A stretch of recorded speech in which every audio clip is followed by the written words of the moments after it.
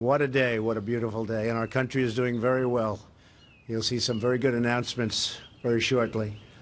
It's wonderful to be here on this glorious spring morning as we celebrate the National Day of Prayer at the White House in the Rose Garden.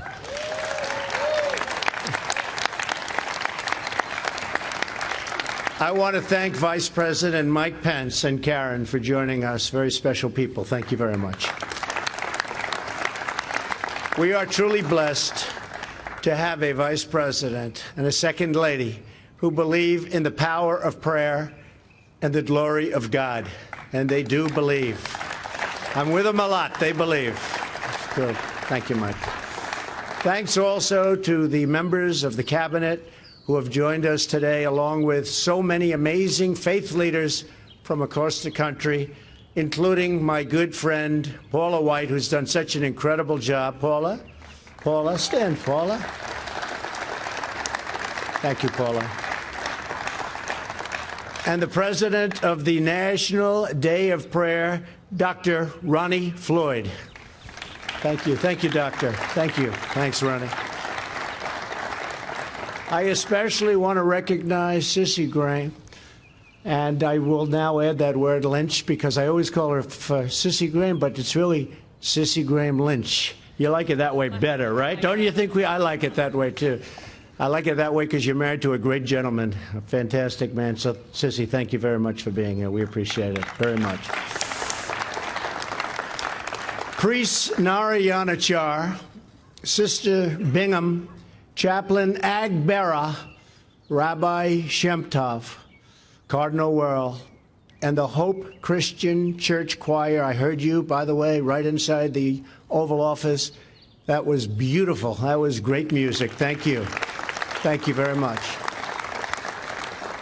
As we gather this morning, our thoughts also turn to the memory of a man who awakened the light of God in the hearts of millions of America's pastors, and that's the great, legendary, wonderful Billy Graham. Great, great man. Great. So, Sissy, I want to thank you for carrying on your grandfather's incredible, towering legacy. Today we remember the words of Reverend Graham. Prayer is the key that opens us the treasures of God's mercies and blessings. Always beautiful. And when he said it, it meant so much. When I say it means something, but I liked when he said it better. Right? I think he did that a little better than I do. Reverend Graham's words remind us that prayer has always been at the center of American life because America is a nation of believers. Right? So true. The prayers of religious believers helped gain our independence, and the prayers of religious leaders like the Reverend Martin Luther King, great man, helped win the long struggle for civil rights. Faith has shaped our families, and it's shaped our communities. It's inspired our commitment to charity and our defense of liberty. And faith has forged the identity and the destiny of this great nation that we all love.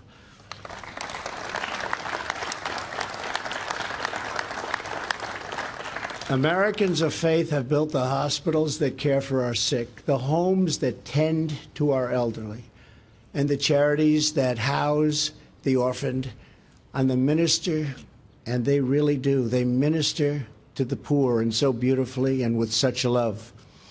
We are proud of our religious heritage, and as president, I will always protect religious liberty. We've been doing it. We've been doing it.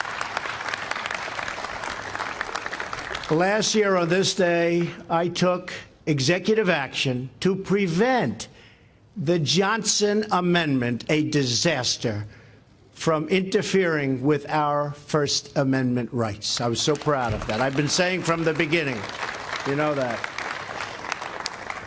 I was saying for a long time we're going to do that. Across the government, we have taken action to defend the religious conscience of doctors, nurses, teachers, students, and groups like the Little Sisters of the Poor. In January of this year, I was proud to be the first president to stand here in the Rose Garden to address the March for Life, a very special day.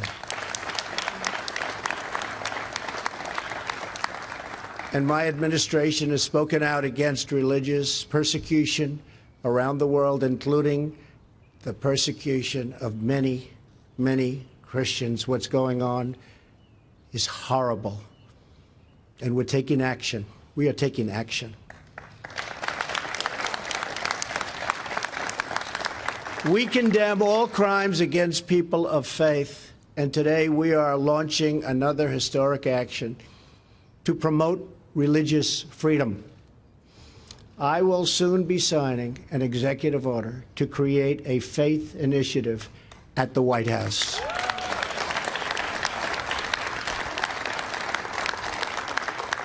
Thank you very much.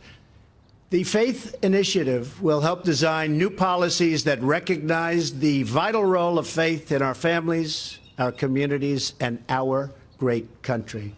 This office will also help ensure that faith-based organizations have equal access to government funding and the equal right to exercise their deeply held beliefs.